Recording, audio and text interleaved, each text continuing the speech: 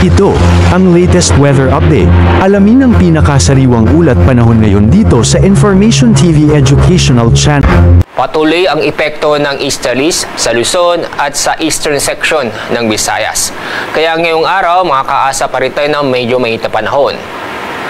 Kasalukuyan, walang LPA o bagyo sa loob ng ating Philippine Area of Responsibility. Ganun din po sa Dagat Pasipiko.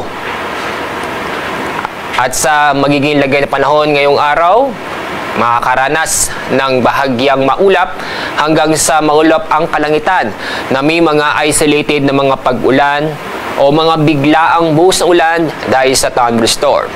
At ito ang lagay na panahon ay makakaranas po yan sa Luzon at ganun din po sa Visayas at Mindanao.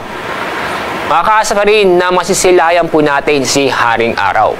Itong mga isolated na mga pag-ulan dulot ng thunderstorm ay kadalasang yan sa hapon o sa gabi.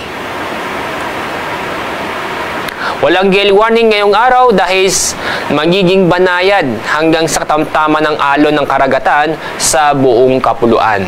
Kaya safe na pumalaot ang ating mga kababayan, lalo na po yung gumagamit ng maliliit na sasakyang pandagat.